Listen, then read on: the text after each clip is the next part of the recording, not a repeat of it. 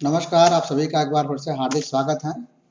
तो चलिए हम लोग जो है आज शुरू करते हैं complete coordinate geometry in one class with the help of most important question for this upcoming board examination. ठीक है, तो देखते हैं सबसे पहले कोऑर्डिनेट ज्योमेट्री एक्चुअल में होता क्या है, थोड़ा सा इसके बारे में समझिएगा।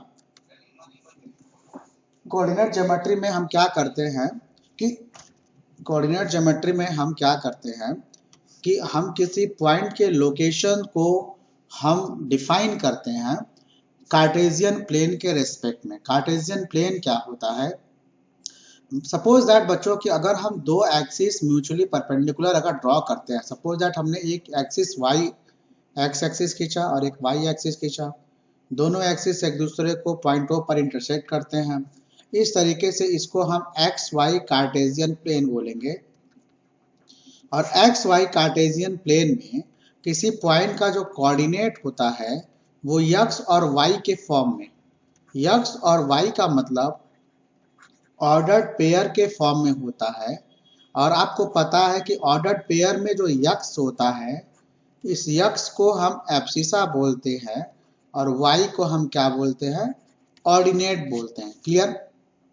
यानी कि हम क्या करते हैं कोऑर्डिनेट ज्योमेट्री के अंतर्गत, हम अलग अलग पॉइंट के कोऑर्डिनेट्स के बारे में पढ़ते हैं जो अलग अलग क्वाड्रेंट में लाई करते हैं और उन कोऑर्डिनेट्स को डिफाइन करते हैं। तो बहुत सारी चीजें बेसिक आपको पहले से पता है। क्लियर? यहाँ पर आज हमको क्लास 10th में कुछ इंपॉर्टेंट फॉर्मूले पढ़ने हैं जिस पर आधारित क्वेश्चंस की हमें प्रैक्टिस करनी है। तो चलिए आज शुरू करते हैं।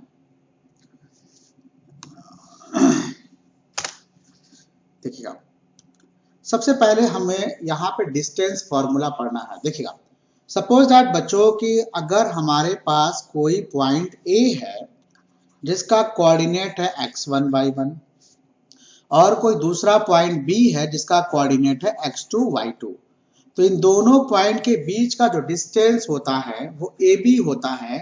कई जगह पर इस ए बी को मॉडुलस वैल्यू के रूप में लिखा जाता है, मॉडुलस वैल्यू के रूप में लिखा जाता है क्योंकि the distance between two point will never be negative, वो कभी भी नेगेटिव नहीं होता है। That's why we always take its modulus quantity. समझ में आ रहा है?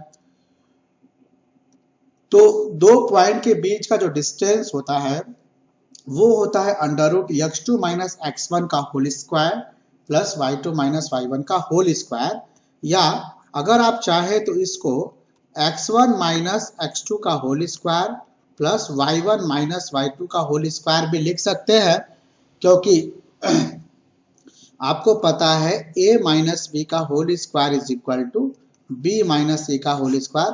तो अगर टर्म्स को हम बदलेंगे तो उसके मान में कोई परिवर्तन नहीं होगा। ठीक है, अब ये डिस्टेंस फॉर्मूले पे आधारित बहुत सारे तरह के सवाल पूछे जाते हैं। जैसे देखो, पहला क्वेश्चन बच्चों हम लोग पढ़ेंगे। फर्स्ट क्वेश्चन हमारा है find the distance of a point P X Y. एक पॉइंट हमारा पी एक्स वाई है, क्लियर, और ओरिजिन के साथ उसका डिस्टेंस निकालना है। आपको पता है ओरिजिन का कोऑर्डिनेट क्या होता है? 0 0 0 0 और एक्स वाई के बीच में हमको डिस्टेंस निकालना है। तो आपको पता है कि डिस्टेंस का जो फॉर्मूला होता है वो क्या होता है?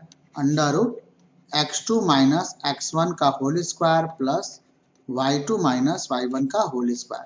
यहाँ पे x2 की वैल्यू हमारी x है तो x रख दिया, x1 की वैल्यू 0 है, 0 रख दिया, y2 की वैल्यू y है, y और y1 की वैल्यू 0 है, 0 रख दिया। सॉल्व करेंगे क्या आएगा?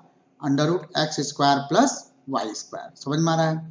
तो बहुत आसान सा सवाल हमारा है।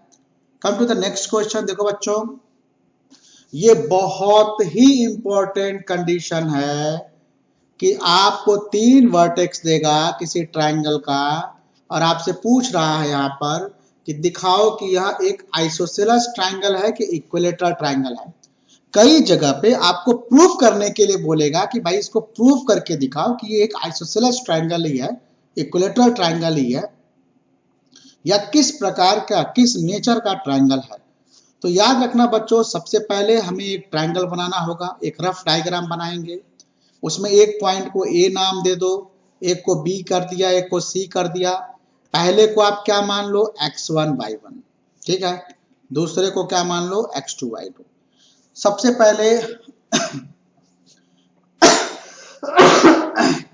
सॉरी, दो पॉइंट लिया हमने ए और बी। ए और बी के बीच का डिस्टेंस निकालिएगा। ए बी बराबर होगा under root X two minus X one का whole square plus Y two minus Y one का होल स्क्वायर। तो हम देखो यहाँ पे एक को हमने x1 y1 मान लिया, एक को हमने x2 y2 मान लिया। तो x2 माइनस x1 तो 4 माइनस माइनस 4 तो कितना होगा 4 प्लस 4 का होल स्क्वायर प्लस 0 माइनस 0 का होल स्क्वायर कितना हो जाएगा आपका 8 यूनिट हो जाएगा। उसी तरीके से अब हम जिस तरह से इसको निकाले हैं उसी तरह से हम BC को निकालेंगे। तो एक को हम क्या मान लेंगे x1 y1, दूसरे को क्या मान लेंगे x2 y2। तो क्या होगा 0 माइनस 4 का होल स्क्वायर प्लस 3 माइनस 0 का होल स्क्वायर कितना आएगा 5 यूनिट। क्लियर। AC निकाल लिया इसी तरीके से। AC निकाल लिया तो एक पॉइंट को हमने x1 y1 मान लिया और दूसरे पॉइंट को हमने x2 y2 मान लिया। क्लियर है। तो AC कितना आ गया 5 यूनिट आ गया। अब इन तीनों साइड्स में दो साइड आपस में बराबर है। कौन कौन से BC और AC आपके क्या है बराबर बच्चों। तो आपको पता है किसी भी ट्रायंगल में अगर दो साइड बराबर होते हैं तो वो कौन सा ट्रायंगल हमारा होता है इक्विलेटरल ट्रायंगल होता है। कौन सा ट्रायंगल होता है इक्विलेटरल ट्रायंगल। तो in this way we can say that this is an example of an equilateral triangle. अगर तीनों साइड बराबर हो जाता तो sorry this is an example of isosceles triangle. माफ करिएगा दो साइड बराबर है तो ये आपका हो जाएगा जो इसका एग्जांपल हो जाएगा ये आपका आइसोसेलेस ट्रायंगल होगा नॉट इक्विलेटरल क्योंकि दो साइड इसके हमारे क्या है बराबर। क्लियर है। तीनों साइड बराबर होते तो हम इसको क्या बोलते हैं यह हमारा क्या है एक इक्विलेटरल ट्रायंगल है। चलिए come to the next question. कह रहा है the coordinate of a point the x coordinate of a point is twice the y coordinate. x coordinate y का डबल है। तो मान लिया बच्चों कि कोई पॉइंट हमारा P है जिसका कोऑर्डिनेट हमने मान लिया x y। एक पॉइंट हमारा Q है जिसका कोऑर्डिनेट है 2 माइनस 5। एक पॉइंट R है जिसका कोऑर्डिनेट है -3 6। तो आपको इस P का कोऑर्डिनेट निकालना है मतलब you have to find the value of x and y। लेकिन क्वेश्चन में कंडीशन दिया है कि x का जो मान है x जो है वो ट्वाइस है y का। तो x बराबर क्या होगा 2y हो जाएगा। क्लियर है। अब देखो क्वेश्चन में एक कंडीशन दिया है कि P is equidistant from Q and R यानी P की Q से और P की R से जो दूरी है यह दूरी आपस में क्या है बराबर है। क्लियर है। यह दिया गया है यानी PQ बराबर PR दिया हुआ है। इसका मतलब कि PQ का स्क्वायर बराबर क्या हो जाएगा PR का स्क्वायर। हमने स्क्वायर क्यों किया ताकि इसमें अंडर रूट का जो कंडीशन रहता है जो अंडर रूट फॉर्मूले में आता है उसको हमें लिखना ना पड़े। अब PQ स्क्वायर निकालो क्या होगा x माइनस 2 का whole square plus y minus minus 5 तो प्लस 5 हो जाएगा प्लस 5 का होल स्क्वायर। उसी तरह से P और R के बीच की दूरी निकालो तो x माइनस माइनस 3 यानी x प्लस 3 का whole square plus y minus 6 का होल स्क्वायर। क्लियर है। तो यह आपका हो जाएगा ब्रैकेट को तोड़ देंगे ब्रैकेट को तोड़ेंगे सारे को तो हमारा रिजल्ट क्या आएगा। अच्छा साथ ही साथ हमें क्या पता है x की वैल्यू कितना पता है 2y। तो इस रिलेशन में जहां जहां हमारा x था हमारा x था उसकी जगह पे हमने 2y पुट कर दिया है फिर ब्रैकेट को तोड़ेंगे इस तरीके से चीजें कैंसिल हो जाएंगी और हमें मिल जाएगा y की वैल्यू 8। तो y की वैल्यू 8 हो गया तो x की वैल्यू क्या होगी x बराबर होगा 2y तो 2 गुणे 8 कितना हो जाएगा आपका 16 हो जाएगा यानी कि कोऑर्डिनेट P की वैल्यू हो जाएगी 16 और 8। Come to the next question. कहता है कि पॉइंट P उसी तरह का सवाल ये भी है बच्चों देखिए ध्यान से।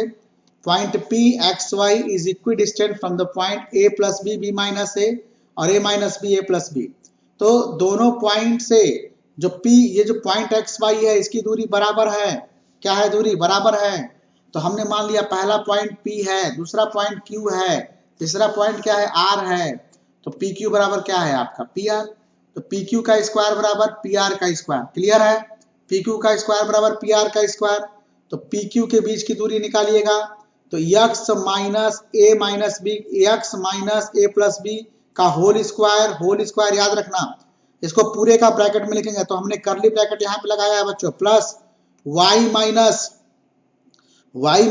B minus A bracket curly bracket का होल स्क्वायर बराबर यहाँ पे हो जाएगा आपका फिर क्यू आर स्क्वायर, तो a प्लस बी और माइनस इसको जब करेंगे यहाँ पे p और r के बीच की दूरी निकालेंगे, सॉरी, तो यहाँ पे x minus A minus B का whole square plus y minus A plus B का होल स्क्वायर। अब ब्रैकेट को तोड़ दीजिए, सभी जितने भी ब्रैकेट्स हैं इसको हमने a माइनस बी के होल स्क्वायर के फॉर्मूले पे, इसको a माइनस बी के होल स्क्वायर के फॉर्मूले पे सबको हमने तोड़ दिया। याद रखना ये सवाल इस तरीके से है कि हमें मल्टीप्लिकेशन बहुत होशियारी के साथ करना पड़ेगा। देखो यहाँ पे हम तोड़ेंगे, मैं हाइलाइटर ऑन कर ले रहा हूं, देखिए a का स्क्वायर प्लस b का स्क्वायर माइनस 2ab, यहाँ देखिएगा a का स्क्वायर प्लस b का स्क्वायर माइनस 2ab, यहाँ पर तोड़ेंगे a का स्क्वायर प्लस b का स्क्वायर माइनस 2ab, यहाँ तोड़ेंगे a का स्क्वायर प्लस b का स्क्वायर माइनस 2ab।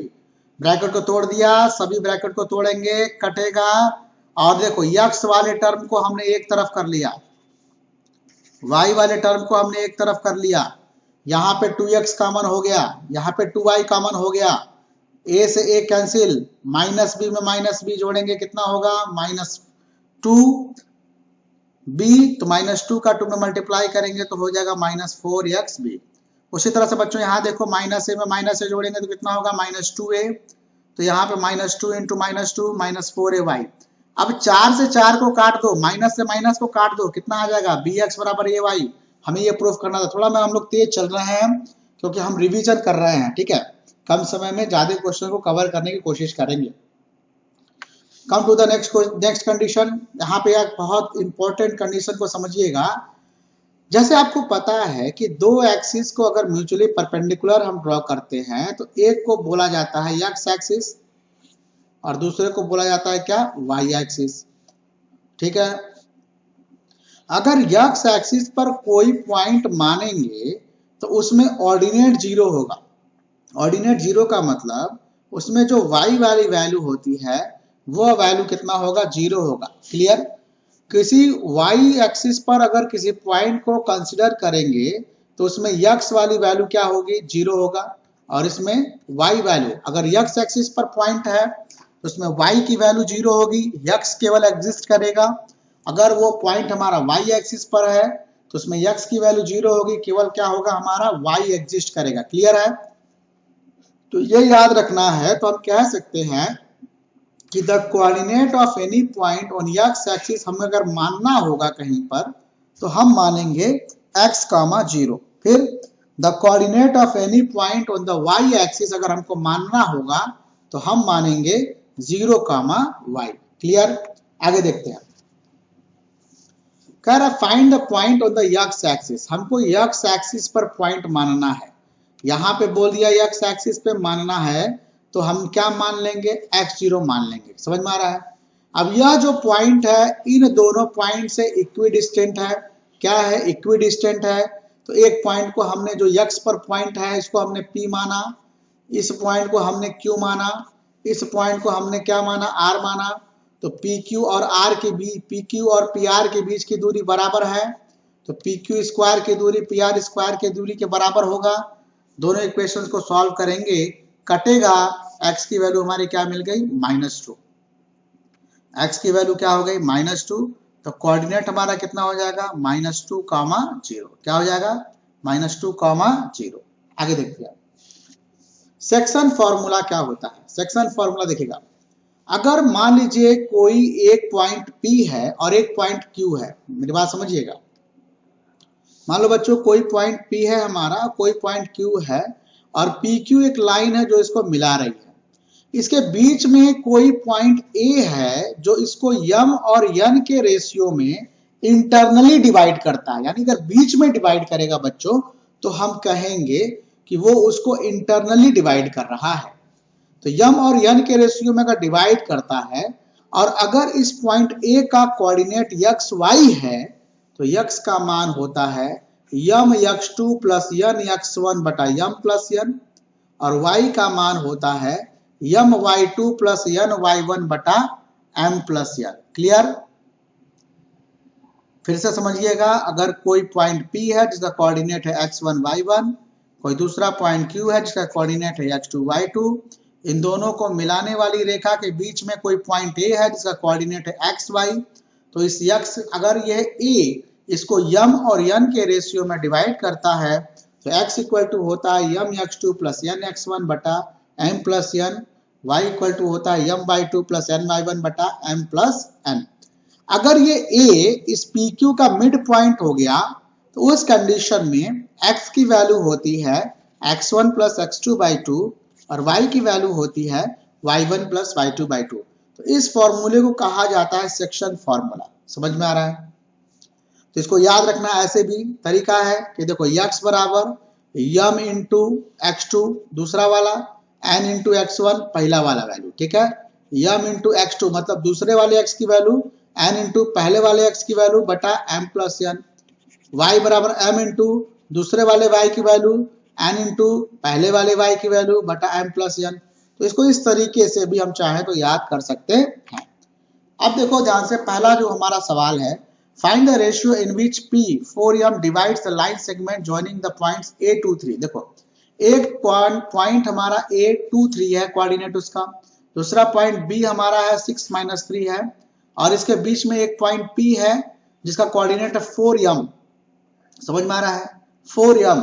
तो आपको ये निकालना है कि यह किस रेशियो में इसको क्या कर रहा है, डिवाइड कर रहा है। तो याद रखना बच्चों, जब भी रेशियो में पूछता है, अगर हमसे रेशियो पूछता है तो हम रेशियो को अक्सर क्या मान लेंगे, k रेशियो 1। क्या मान लेंगे? k ratio 1। मान लीजिए सवाल को आपने सॉल्व किया और k की वैल्यू 2/5 आ गया। कितना आ गया? 2/5 आ गया। तो रेशियो कितना होगा, m और n की वैल्यू कितना होगा, 2:5 हो जाएगा। क्लियर है? अगर k की वैल्यू 2/5 आ गया तो जो रेशियो हमारा निकलेगा वो 2/5 हो जाएगा। देखो एक हमारा है x1 y1, क्लियर, दूसरे को मान लिया x2 y2, बीच वाला हमारा हो गया xy, m equal to k हो गया, n इक्वल टू 1 हो गया। अब पहला फॉर्मूला हमने लिखा x बराबर यम x2 प्लस n x1 बटा m प्लस n, बाकी वैल्यू को हम फिगर में देख रहे हैं, y equal to m y2 plus n y1 बटा m प्लस n। क्लियर है? तो यहाँ पे 4 बराबर कितना होगा, 6 इंटू k प्लस 1 इंटू 2 बटा k प्लस 1। सॉल्व करेंगे बच्चों, k की वैल्यू कितनी आ गई, 1 आ गया। तो k की वैल्यू 1 आ गया तो 1 को हम लिख सकते हैं क्या, 1/1, और इट मींस दैट कि the point P divides the line segment AB into 1:1। किस रेशियो में डिवाइड कर रहा है, 1:1 में इसको क्या कर रहा है, डिवाइड कर रहा है। ठीक है, अच्छा अब देखो बच्चों, आपको यहाँ पे m की वैल्यू में निकालना है। तो अब यहाँ से दूसरा फॉर्मूला है जो y बराबर my2।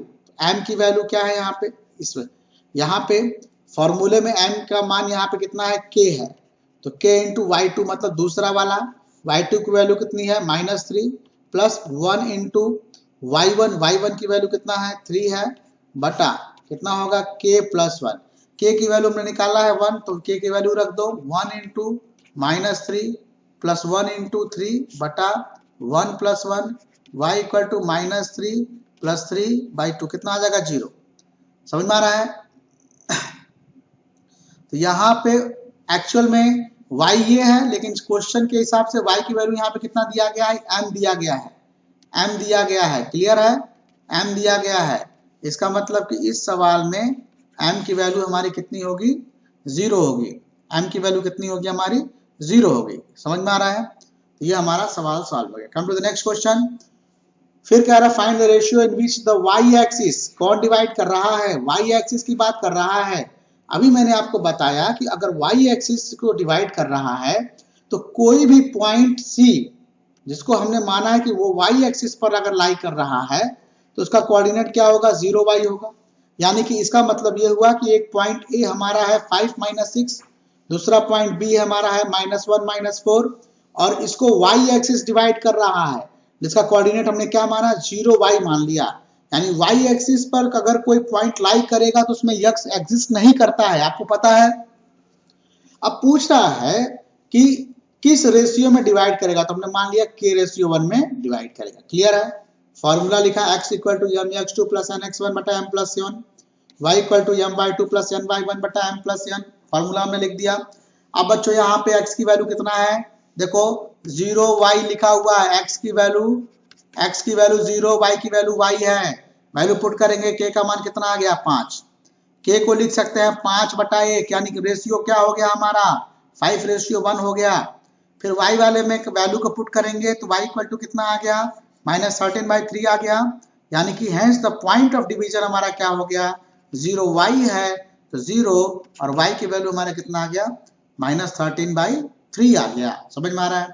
तो कोऑर्डिनेट ज्योमेट्री बहुत ही आसान पूरा चैप्टर है, हमें वैल्यू पुट ही करनी है और ज्यादातर सवालों में हमें फॉर्मूला याद अगर रहेगा तो सवाल हमारा आसानी से लग जाएगा। Come to the next question, question number 8 कहता है कि एक पॉइंट है आपका a2 - 2, क्लियर, दूसरा पॉइंट है b -7 4 और इसके बीच में दो पॉइंट है p और q, इसको ट्राइसेक्ट कर रहे हैं। ट्राइसेक्ट का मतलब बच्चों 3 बराबर भागों में बांट रहे हैं। तो ऐसे समझिएगा कि अगर मान लीजिए कि AB के बीच में पॉइंट P और पॉइंट Q है, तो यह AP को अगर मेजर किया जाए तो 1 होगा, PQ भी 1 होगा और QB भी 1 होगा, क्योंकि तीनों भाग बराबर है। तो हमने मान लिया कि अगर बराबर है तो इन तीनों का जो डायमेंशन होगा वो 1 यूनिट होगा। क्लियर है? अब Q को छोड़ दो, अब केवल P के बारे में विचार करो। A के कोऑर्डिनेट 2 - 2, B का कोऑर्डिनेट -7 4 और P यहां पर है, तो P से A की दूरी अगर 1 मानेंगे तो P से B की दूरी कितना होगा 1 + 1, ये 2 के बराबर होगा। क्लियर है? क्लियर है? तो यहाँ पे अब देखो, एक हमने माना x1 y1, इसको हमने माना x2 y2, बीच का कोऑर्डिनेट xy, ये हो गया m की वैल्यू और ये हो गया n की वैल्यू। क्लियर है? तो इस फॉर्मूले से हमने क्या लिखा, कोऑर्डिनेट्स ऑफ P निकालेंगे, जो फॉर्मूला हमें पता है सेक्शन फॉर्मूला, तो P का कोऑर्डिनेट कितना आ गया -1 0। अब उसी तरीके से अब देखो, अब हम Q की कोऑर्डिनेट को फाइंड आउट करेंगे बच्चों। A का कोऑर्डिनेट है कितना 2 - 2, B का कोऑर्डिनेट कितना -7 4। क्लियर? अब Q के बारे में बात करेंगे तो A से Q की दूरी को अगर हम 2 यूनिट मानते हैं तो Q से B की दूरी कितनी हो रही है, A से Q की दूरी अगर 2 यूनिट मान लेते हैं तो Q से B की दूरी कितनी होगी 1 यूनिट होगा, तो Q बराबर हमारा कितना आ गया -4 - 2। क्लियर है? Hence the coordinates of P and Q are कितना होगा -1 0 एंड 4 2 रेस्पेक्टिवली। ये इंपॉर्टेंट सवाल है जो ट्राइसेक्शन के बेस पे क्वेश्चन जब पूछा जाता है तो it should be A important question for the upcoming board examination. अगले देखते हैं, if A and B are -2 -2 and 2 -4 respectively, find the coordinates of P such that AP equal to 3/7 AB, AP equal to 3/7 AB, P lies on the line segment AB। देखो एक line segment AB है बच्चों, आप देखिएगा इस पर P लाई कर रहा है। सवाल में क्या दिया है AP बराबर 3/7 AB। क्लियर है? अब ये थोड़ा सा आप दिमाग दौड़ाइए, यहां पर अगर हमें AP और PB का रेशियो दिया होता तो हम एक को m मान लेते, एक को n मान लेते, हमारा काम चल जाता, लेकिन नहीं दिया है ऐसे। हमें दिया है AP और AB का रेशियो, कितना दिया है 3/7। तो हम सबसे पहले क्या निकालेंगे, AP और PB का रेशियो कितना है। तो ऐसा करने के लिए कैसा करना पड़ेगा, ध्यान से देखिएगा। सबसे पहले AP बटा AB बराबर दिया है 3/7, इसका उल्टा कर दो, AB बटा AP कितना होगा 7/3। दोनों पक्षों में 1 माइनस कर दो, कर सकते हैं, तो ये कितना होगा AP minus AP, AB minus AP बटा AP बराबर 7 - 3/3 हो जाएगा। ठीक है? तो AP माइनस AB, अब AB माइनस AP क्या होगा, AB में से AP को माइनस कर देंगे तो कितना आएगा BP आएगा, BP आएगा, और बटा AP कितना आ गया 4/3। देखो BP कितना निकल गया 4 यूनिट और AP कितना निकल गया आपका 3 यूनिट निकल गया ना बच्चों। तो अब ये वैल्यू हमको मिल गया है, क्या n की वैल्यू x1 y1 की वैल्यू और x2 y2 की वैल्यू मिल गया है। तो अब हम इसके कोऑर्डिनेट P की वैल्यू को निकाल सकते हैं, फॉर्मूले में रख देंगे। फॉर्मूला बार बार याद रखिएगा, x इक्वल टू क्या होता है mx2 प्लस nx1 बटा m plus n, y equal to m into दूसरे वाले y की वैल्यू n इंटू पहले वाली y की वैल्यू बटा m प्लस n, और इस तरह से x की वैल्यू कितनी आ गई -2/7, y का वैल्यू क्या होगा -20/7, hence the coordinate of p is -2/7 -20/7। Clear है?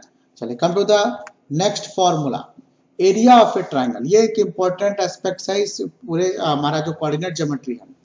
कहता है कि अगर किसी ट्राइंगल में 3 वर्टेक्स हैं a, b और c, अगर a का कोऑर्डिनेट है x1 y1, b का कोऑर्डिनेट है x2 y2 और c का कोऑर्डिनेट है x3 y3, तो जो उनका एरिया होता है del, that is equal to 1/2 into x1 y2 minus y3 1 2 3 plus x2 y3 minus y1 2 3 1 plus x3 into y1 minus y2 3 1 2। देखो ये साइक्लिक क्रम में है, ये साइक्लिक क्रम में है। फॉर्मूला याद रखने का तरीका है 1 2 3 फिर 2 3 1 फिर 3 1 2। क्लियर है?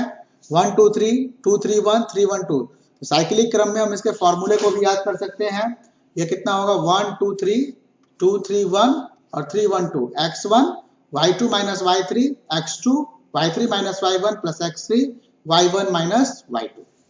अच्छा, अगर कोई भी 3 पॉइंट कोलिनियर हो गए, कोलिनियर का मतलब होता है बच्चों कि ऐसे पॉइंट जो एक लाइन पे लाई करेगा, तो कभी भी अगर कोई 3 पॉइंट एक लाइन पर लाई करेगा तो उनसे कभी भी ट्रायंगल नहीं बनाया जा सकता। और अगर कोई ये कहता है कि ट्रायंगल बनाया जाएगा तो उस ट्रायंगल का एरिया कितना होगा 0 हो जाएगा। तो ये हम कहते हैं कि अगर किसी 3 पॉइंट अगर दिया गया है और उनसे बने ट्रायंगल का हमने एरिया निकाला और वो एरिया अगर 0 आता है तो हम कहेंगे वो तीनों पॉइंट हमारे कैसे हैं, कोलिनियर है। क्या है? कोलिनियर है। समझ में आ रहा है? तो अगर 3 पॉइंट दिए गए हैं, तीनों से अगर हम तीनों पॉइंट को लेकर के अगर हम उसका ट्रायंगल का एरिया निकालते हैं इस फॉर्मूले से, और अगर उसका मान 0 आता है, इसका मतलब तीनों पॉइंट्स हमारे क्या है, कोलिनियर है। चलिए सवाल देखिएगा, 3 पॉइंट हमारा दिया गया है ए बी सी। एक को हमने मान लिया x1 y1, दूसरे को मान लिया x2 y2, तीसरे को मान लिया x3 y3। सबसे पहले फॉर्मूला लिखना है, फॉर्मूले में वैल्यू को पुट करेंगे, सॉल्व करेंगे। वैल्यू कितना आ गया 0 आ गया। कितना वैल्यू आ गया 0 आ गया। तो इसलिए ट्रायंगल का एरिया 0 आ गया। इसलिए मतलब हम कह देंगे A B and C are क्या हो गया, कोलिनियर हो गया। क्या हो गया, कोलिनियर हो गया। चलिए come to the next question. यहां पर देखिएगा आपको कहता है find the values of K if the points A K plus 1 2 के, बी 3 के 2 के प्लस 3 एंड सी 5 के माइनस 1 5 के आर कोलिनियर। 3 पॉइंट दिया है 1 2 और 3। एक को क्या मान लो x1 y1, दूसरे को x2 y2, तीसरे को x3 y3। इसमें ऑलरेडी दिया है कि पॉइंट्स हमारे कोलिनियर हैं। तो पॉइंट्स अगर कोलिनियर है तो डेल की वैल्यू क्या होगी 0 के बराबर होगा। तो पहले 0 के बराबर कर दिया, वैल्यू पुट कर दिया। बहुत सावधानी के साथ वैल्यू पुट करेंगे, फिर मल्टीप्लाई करेंगे। मल्टीप्लाई करेंगे तो कितना आ गया 2k square minus 5k plus 2 equal to 0। इसका फैक्टराइजेशन करेंगे तो क्या होगा k minus 2 into 2k minus 1 equal to 0। तो k की वैल्यू क्या आएगी, या तो 2 होगा या k का वैल्यू क्या हो गया 1/2। तो इस तरह से भी सवाल पूछा जा सकता है कि कभी कह देगा कि पॉइंट्स कोलिनियर है तो ये प्रूफ करो या इसकी वैल्यू निकालो। समझ में आ रहा, कोई अननोन वहां पे वेरिएबल दे देगा, कोई अननोन क्वांटिटी दे देगा और उसके वैल्यू को फाइंड आउट करने के लिए पूछेगा। ठीक है, अगला सवाल देखिएगा बच्चों, the coordinates of the point A B C are 6 3 -3 5 4 -2। ठीक है, P X Y is any point in the plane so that area triangle P B C, area triangle A B C दोनों का रेशियो होगा x plus Y minus 2/7। बहुत आसान सा सवाल है, देखिए ध्यान से। सबसे पहले बच्चों देखो एक ट्राइंगल है ए बी सी, क्लियर है, 6 3 -3 5 4 -2। एक को x1 y1 मान लो, दूसरे को x2 y2 मान लो, तीसरे को x3 y3 मान लो। एरिया निकाल दो। पहले फॉर्मूला लिखेंगे, वैल्यू को पुट करेंगे, फिर उसके बाद से इसको क्या कर देंगे, सॉल्व कर देंगे। बस एक बात याद रखना है कि कोऑर्डिनेट ज्योमेट्री के जब सवालों को लगाते हैं तो साइन का मल्टीप्लिकेशन बहुत होशियारी के साथ करना पड़ेगा। जैसे -2 इंटू -2 अगर कहीं लिखा है तो इसकी वैल्यू क्या हो जाएगी +4 हो जाएगा। समझ में आ रहा है? तो एरिया ट्राइंगल एबीसी कितना हो गया 49/2। अब ये कहता है कि ए को छोड़ दो, अगर ए की जगह पर कोई पॉइंट पी हमने लिया जिसका कोऑर्डिनेट है एक्स वाई, क्लियर, तो अब पीबीसी का एरिया निकालो, एरिया ट्रायंगल पीबीसी निकालो। तो एक को हम इसको x1 y1 मानेंगे, दूसरे वाले को क्या मान लो x2 y2 मान लो, तीसरे वाले को क्या मान लो x3 y3 मान लो। फॉर्मूला लिखा हमने, फॉर्मूला लिखने के बाद सबको x1 y1 x2 y2 x3 y3 की वैल्यू रख दिया, ये हमारा आंसर आ गया। अब इन दोनों का रेशियो निकाल लो। लेफ्ट हैंड साइड क्या है, एरिया ट्रायंगल पीबीसी बटा area triangle ABC. Area triangle PBC कितना आया है 7x + 7y - 14/2 आया है, क्लियर।